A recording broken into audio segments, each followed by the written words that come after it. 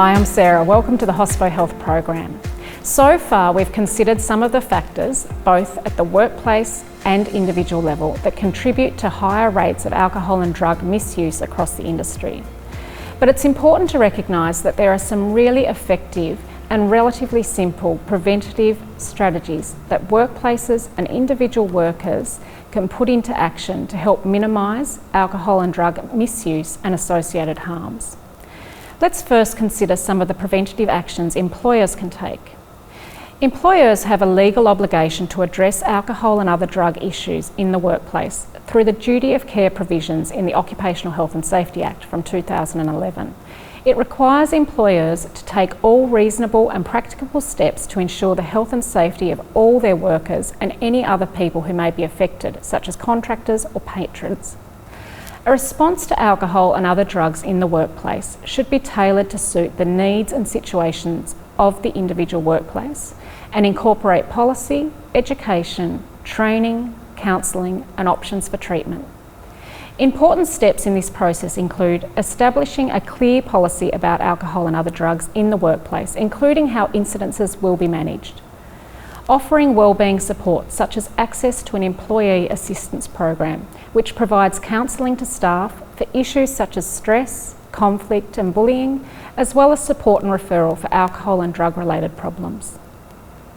Taking steps to regularly educate staff about alcohol and other drugs, including the potential impacts at work, at home, and to employees' long-term health and wellbeing. And involving your staff in the design and implementation of health promotion activities to promote their effectiveness and participation uptake. And of course, reviewing and consulting with your staff about work conditions, including the hours worked in a shift, ensuring regular breaks are taken throughout shifts, and regularly checking in with staff about how they're travelling. There are also some really practical steps employers can take to begin to change some of the cultural and social norms around alcohol and drug use in their workplace. For example, when planning staff get-togethers and celebrations and other social activities, consider alternative activities that don't promote heavy drinking or possible drug use. So that could be going to the movies, a games arcade, or organising a team sport or some other game as a way of building social connection among colleagues and having some fun. Also, look for ways that you can encourage low-risk drinking by normalising harm reduction strategies.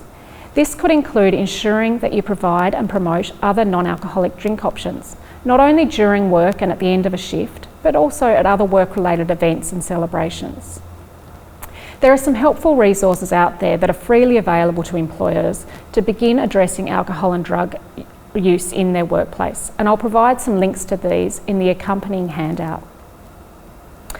While employers have a responsibility for providing a duty of care to workers in terms of workplace health and safety, individual workers also have a responsibility to look after their physical and mental health and wellbeing so that they can contribute to the workplace in a safe and effective way.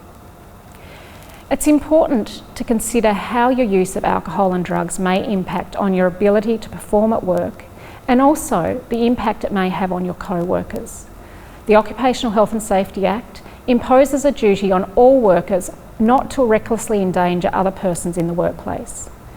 Make sure you're aware of your rights and responsibilities around alcohol and other drugs within your workplace or industry by reading your organisation's alcohol and drug policy if one's available. You might also want to think about opportunities to be a positive role model within your work team or workplace in terms of alcohol and drug use. This might mean limiting your alcohol or other drug use, looking to encourage alternative ways of winding down with co-workers after a shift, and looking out for your co-workers in relation to their alcohol and drug use.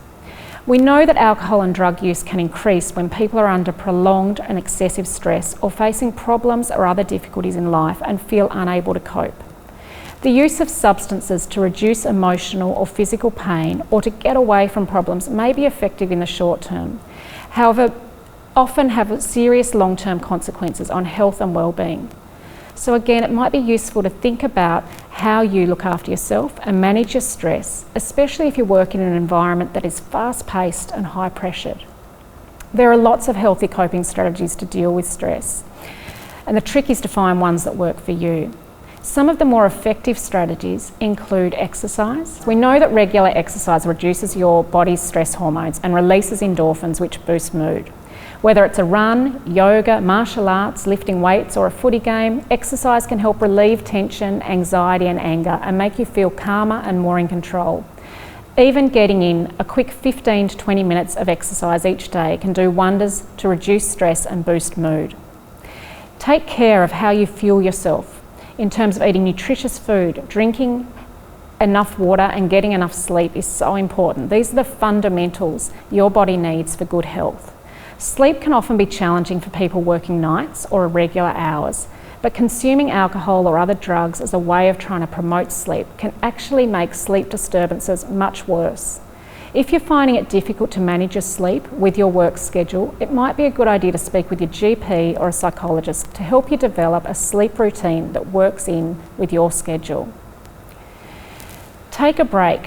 When we work in a high-paced, pressured environment, it's easy to forgo regular breaks throughout your shift and just to keep pushing through.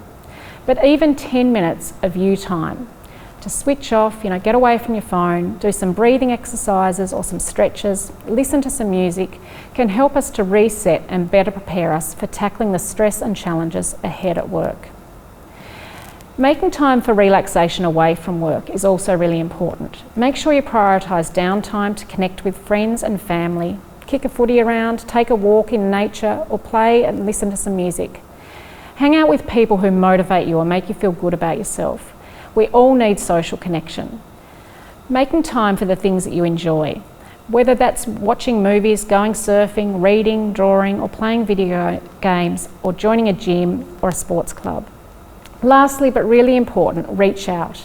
If you're struggling with stress, feeling like you're not coping, or feeling depressed, ask for help. Speak to a friend or a family member or talk with your GP or a psychologist. Help is available and further information and links to resources and support are provided in the accompanying handout.